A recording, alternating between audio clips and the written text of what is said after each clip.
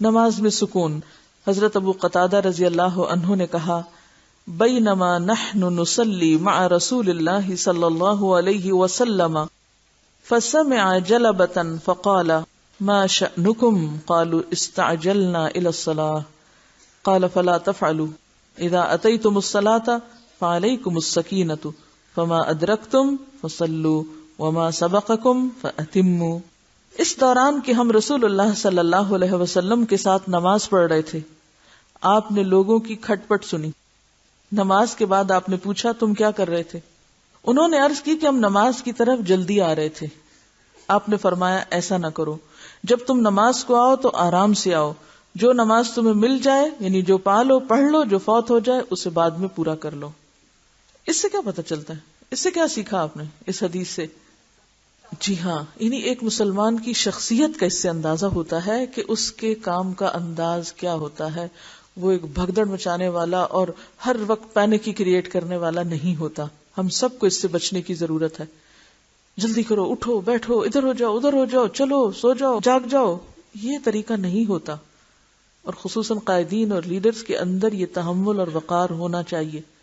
ہم مائیں گھروں میں یہی کچھ کرتی ہیں، ایک طوفان برپا کیے رکھتی ہیں جس کی وجہ سے بچے عموماً ماؤں سے بیزار رہتے ہیں.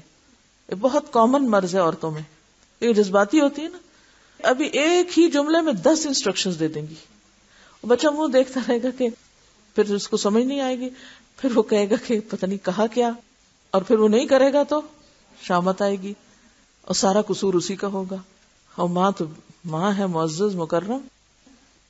یہ چیز آرگنائزیشن کو بھی شو کرتی ہے کہ پہلے سے سارا کچھ پلانڈ ہے، تیار ہے. ایک اور بات جو آپ لوگ نہیں سیکھ رہے اس حدیث سے، اور وہ ہے آپ صلی اللہ علیہ وسلم تربیت کا کوئی موقع ہاتھ سے جانے نہیں دیتے تھے. خواہ کوئی غلطی لوگوں کی نماز کے اندر آپ کو پتہ چلتی تھی تو نماز کے بعد بھی اس کی خبر لیا کرتے تھے. اس کی ایک اور مثال بھی ہے، کہیں یاد ہے؟ ایک اور موقع پر بھی کچھ ایسا ہوا تھا. آپ نماز پڑھا رہے تھے، ایک شخص نے پہلے ہی سلام پھیر کے اٹھ کے کہنے لگا یا اللہ مجھ پہ رحم کر اور محمد پہ اور باقی کسی پہ نہ کر، یہ کہہ کے چلتا بنا. سنی ہوگی حدیث سب نے. جی صاحب نے فرمایا کہ یہ زیادہ بہکا ہوا ہے اس کا اونٹ. اس نے یہ کیا کہا ہے؟ اس سے کیا پتہ چلتا ہے کہ جو مربی ہیں، یعنی آپ ماں ہیں یا آپ استاد ہیں یا آپ کہیں پر بھی ذمہ دار ہیں، تو تربیت کا کام صرف اس کرسی پہ بیٹھ کے چند کہانیاں سنانا نہیں ہے. عام حالات میں لوگوں پر نگاہ رکھنا ہے کہ کہاں کیا غلطی ہو رہی ہے اور اس کے مطابق اس چیز کو سنوارنا اور اصلاح کرنا ہے.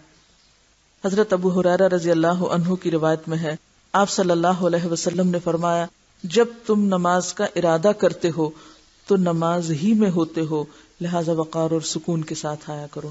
یعنی نماز کا انتظار بھی نماز کا ہی حصہ بن جاتا ہے.